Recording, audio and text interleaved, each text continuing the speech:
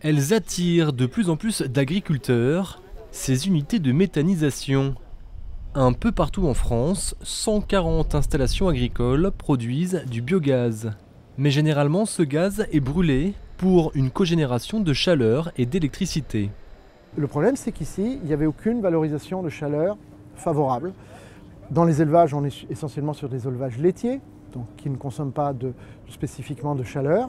Et les industriels autour consomment du gaz, sinon on n'aurait pas de réseau de gaz. Par contre, ils consomment du gaz dans des brûleurs à gaz, donc on ne peut pas leur fournir de l'eau chaude pour remplacer un four qui est chauffé avec un brûleur à gaz. Du coup, le biogaz produit n'est plus brûlé mais épuré en biométhane pour être injecté dans le réseau de GRDF. 85% de la production est vendue, le reste utilisé sur place. Chiffre d'affaires prévisionnel 850 000 € par an pour 1 million de mètres cubes de biogaz produit. Et tout ça grâce aux effluents d'élevage de 4 exploitations à l'origine du projet. Elles se situent toutes à moins de 3 km à la ronde. Coût de l'opération 3 500 000 €, amorti en à peine 10 ans, sans compter les autres bénéfices. On l'a plus vu pour des économies sur nos exploitations. C'est-à-dire que Agribiométhane va chercher les effluents sur chacune des exploitations et va ramener le digestat sur chacune des parcelles des exploitations. Et donc nous, au niveau des exploitations, on va faire des économies d'épandage et aussi on va faire des économies d'engrais. Ce qui correspond, on va dire, par exploitation à 30 000 € par an. Une importante manne financière pour ces agriculteurs. La première unité du jour se trouve en Seine-et-Marne, la ferme d'Arcy. Ici aussi, les visites se succèdent. 50% du chiffre d'affaires de l'exploitation provient de l'électricité produite par 1200 panneaux solaires et de l'unité de méthanisation qui injecte 8 gigawattheures par an dans le réseau de GRDF. Ces agriculteurs deviennent de véritables professionnels de l'énergie.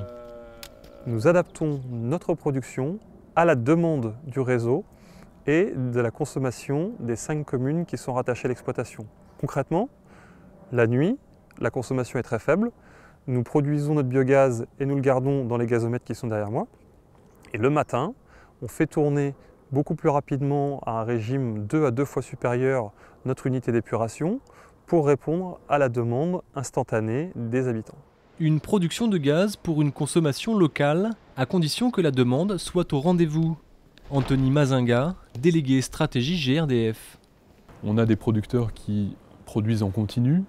On a en revanche des consommateurs de gaz qui sont beaucoup plus variables. Une bonne partie du gaz est consommée sous forme de chauffage.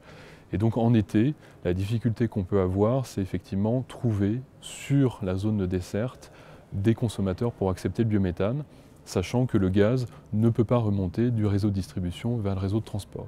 Donc c'est une problématique d'équilibre offre-demande locale. D'autant plus que l'offre se multiplie, GRDF enregistre à ce jour plus de 400 projets d'injection de biométhane. Pas seulement des agriculteurs, aussi des centres de stockage des déchets ou encore des stations d'épuration. Voilà. Très bien, bravo.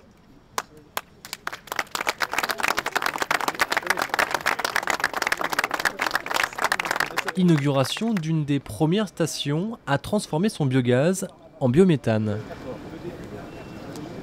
On récupère le biogaz issu de la digestion des bouts de la station d'épuration.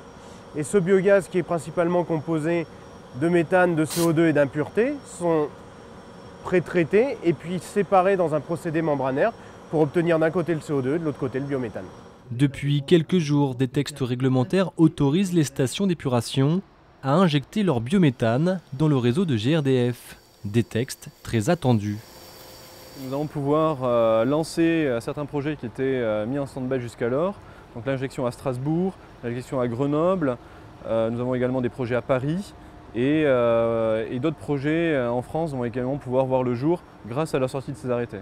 Au final, d'ici 2050, la méthanisation pourrait fournir 200 TWh sur le réseau, soit plus d'un tiers de la consommation globale en France.